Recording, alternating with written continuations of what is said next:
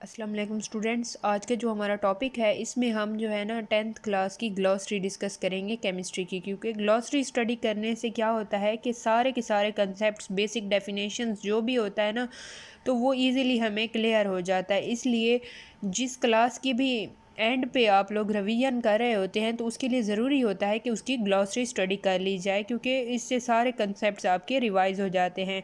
तो ग्लॉसरी में हम डेफिनेशंस आज कुछ देख लेते हैं।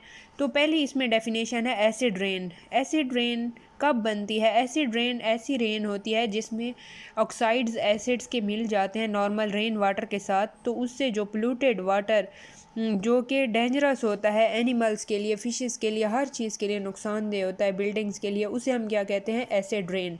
उसके बाद दूसरी डेफिनेशन क्या है? Acidic salts. एसिडिक साल्ट्स कब बनते हैं? Acidic salts are formed by partial replacement of a replaceable hydrogen ion of an acid by a positive metal ion. सही है। तो एसिडिक साल्ट ऐसी साल्ट्स होती हैं जिनकी pH 7 से लेस देन 7 होती है। उसके बाद है अल्केन्स। अल्केन्स हमारे पास सिंपलेस्ट हाइड्रोकार्बन्स होते हैं, और ऐसे हाइड्रोकार्बन्स को हम सैचुरेटेड हाइड्रोकार्बन्स भी कहते हैं, जिनमें कार्बन कार्बन के दरमियान सिंगल बॉन्ड प्रेजेंट होता है। और इनका जो जनरल फार्मूला होता है हमारे पास CnH2n+2 होता है। उसके बाद हमारे पास नेक्स्ट क्लास आ जाती है अनसेचुरेटेड हाइड्रोकार्बन्स की। वो क्या है? अल्कीन्स। इनमें कार्बन कार्बन एटम के दरमियान डबल बॉन्ड प्रेजेंट होता है, और इनका जो जनरल फार्मूला है वो CnH2n होता है। उसके बाद नेक्स्ट डेफिनेशन क्या है कि अल्काइल रेडिकल्स क्या हैं? अल्काइल रेडिकल्स को हम हेलो अल्केन्स भी कहते हैं। ये क्या है? अल्काइल रेडिकल्स जो हैं ये क्या होते हैं? डेरिवेटिव ऑफ अल्केन्स होते हैं, और ये किस टाइम बनते हैं? जब हम अल्केन से एक हाइड्रोजन रिप्लेस करते हैं तब अल्काइल रेडिकल की फॉर्मेशन होती है। उसके बाद नेक्स्ट डेफिनेशन है हमारे पास अल्काइंस। अल्काइंस क्या होते हैं? ये ऐसे हाइड्रोकार्बन्स होते हैं जिनमें कार्बन कार्बन के दरमियान ट्रिपल कोवलेंट बॉन्ड पाई जाती है। इनका जनरल फार्मूला CnH2n-2 होता है। उसके बाद नेक्स्ट डेफिनेशन है हमारे पास amino acids. What are amino acids? ये जनरली आस्क्ड क्वेश्चन है।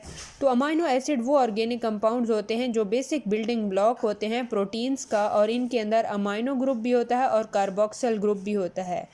उसके बाद नेक्स्ट डेफिनेशन है हमारे पास अमोनिकल लिकर। जब आप अमोनिया गैस को तो अब अमोनिकल लिकर हमारे पास एक ऐसी सोल्यूशन होती है कि जब अमोनिया गैस को हम पानी में डिज़ोल्व करते हैं तो इससे अमोनिकल लिकर की फार्मेशन होती है। उसके बाद है नेक्स्ट डेफिनेशन के एम्फोटेरिक। अब एम्फोटेरिक स्पीशीज़ हमारे पास ऐसी स्पीशी होती है जो बेस के तौर पर भी एक्ट करती है और एसिड के तौर पर भी एक्ट करती है, just like that of water. उसके बाद अर्हीनियस कंसेप्ट, एसिड बेस कंसेप्ट के मुताबिक एसिड वो सब्सटेंस होते हैं जो हाइड्रोजन जो H पॉजिटिव देते हैं, हाइड्रोजन आयन देते हैं एक्वस सॉल्यूशन के अंदर। नेक्स्ट डेफिनेशन जो है वो क्या है? अर्हीनियस बेस क्या होती है? अर्हीनियस बेस एक ऐसा सब्सटेंस होता है जो एक्वस सॉल्यूशन के अंदर हाइड्रोक्सल आयन देते हैं, उन्हें हम क्या कहते हैं? अर्हीनियस बेस। उसके बाद एटमॉस्फेयर क्या है?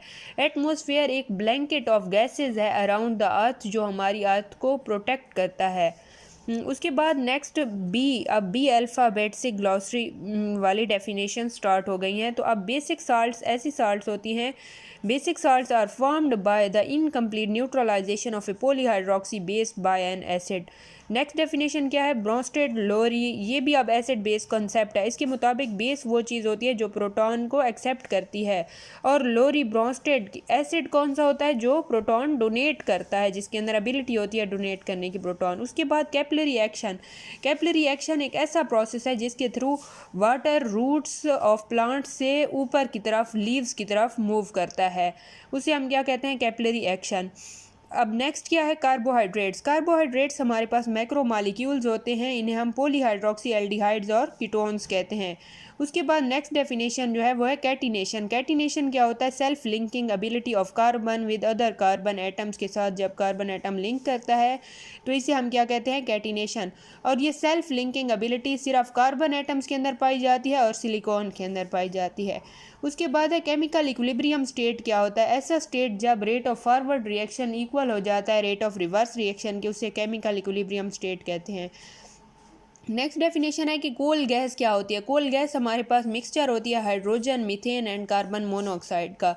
उसके बाद कोल क्या है, कोल एक ब्लैकिश कम्प्लेक्स मिक्सचर है जिसके अंदर और भी बहुत सारी चीज़ें पाई जाती हैं। तो ये क्या होता है, कंसिस्ट होता है compounds of carbon, hydrogen and oxygen. Next हमारे पास जो है वो क्या है, कोल तार क्या है। कोल तार थिक ब्लैक लिक्विड होता है। It is a mixture of more than 200 different organic compounds. Mostly इसके अंदर एरोमेटिक होते हैं और एरोमेटिक कंपाउंड्स की पहचान ये है कि उनका सूटी फ्लेम होता है, यानी ऐसा फ्लेम होता है कि स्मोकी फ्लेम उनके अंदर पाया जाता है। उसके बाद कोक क्या होता है, इट इज़ 98% कार्बन जो होती है उसे हम क्या कहते हैं, कोक कहते हैं। और ये रेजिड्यू होता है, यानी जब हम डिस्ट्रक्टिव डिस्टिलेशन कोल की कर लेते हैं तो उसके बाद जो चीज़ बचती है तो उसे हम क्या कहते हैं, कोक कहते हैं। और 98% उसके अंदर क्या होता है, कार्बन होती है। उसके बाद नेक्स्ट जो हमारे पास डेफिनेशन है वो क्या है, कंसंट्रेशन। कंसंट्रेशन हमारे पास एक सेपरेटिंग टेक्निक है जिसमें हम मिनरल जो होता है उसे सेपरेट करते हैं फ्रॉम गैंग। अब गैंग क्या होता है, गैंग हमारे पास इम्प्योरिटीज़ होती हैं और ये डिपेंड करती है concentration upon their waiting ability, यानी किस तरह से वो वेट होते हैं इस सिचुएशन पर डिपेंड करते हैं। और क्रूड ऑयल क्या होता है, crude oil is a dark brownish viscous liquid होता है और क्रूड ऑयल को हीट किया जाता है 400 डिग्री सेल्सियस पर।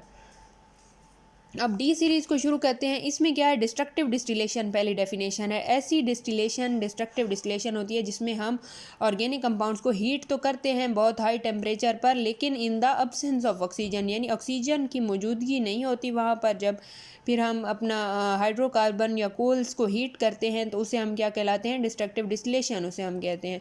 उसके बाद डायनेमिक इक्विलिब्रियम स्टेट ऐसा स्टेट होता है जहाँ पर rate of forward reaction equal to rate of reverse reaction. उसके बाद इक्विलिब्रियम कांस्टेंट क्या है, equilibrium constant is the ratio of product concentration of products divided by concentration of reactant. इसे हम क्या कहते हैं, इक्विलिब्रियम कांस्टेंट। इसके यूनिट हो भी सकते हैं और नहीं भी हो सकते। उसके बाद है एफ सीरीज स्टार्ट होती हैं। तो फैटी एसिड्स क्या होते हैं, fatty acid basic building blocks होते हैं लिपिड्स के। उसके बाद फंक्शनल ग्रुप जैसे हमारे पास अल्कोहलिक फंक्शनल ग्रुप है, फॉर्माइल फंक्शनल ग्रुप है, कीटोनिक फंक्शनल ग्रुप है। तो इस तरह फंक्शनल ग्रुप क्या करता है, प्रॉपर्टीज़ देता है, मतलब एक आइडेंटिफिकेशन टेस्ट एक किस्म का है। मतलब हर जो सीरीज़ है ना ऑर्गेनिक कंपाउंड की, हर एक का अलग फंक्शनल ग्रुप है। जैसे अल्कोहल्स हैं उनका OH है, थायोल्स का SH है। तो इस तरह फंक्शनल ग्रुप क्या होता है, एन एटम और group of atom which give characteristic properties to organic compound, जो ख़ास किस्म की प्रॉपर्टीज़ देता है ऑर्गेनिक कंपाउंड्स को, उसे हम क्या कहते हैं, फंक्शनल ग्रुप कहते हैं। So it is over today. तो ये आज का हमारा लेक्चर यहाँ तक था। कोई भी आपको क्वेरीज हों तो आप जो है हमसे पूछ सकते हैं कमेंट बॉक्स में। और काइंडली अगर आपने हमारा यूट्यूब चैनल सब्सक्राइब नहीं किया तो सब्सक्राइब कर दें, बेल आइकन प्रेस कर दें ताकि आपको हमारी लेटेस्ट अपडेट्स मिलती रहें। Thank you.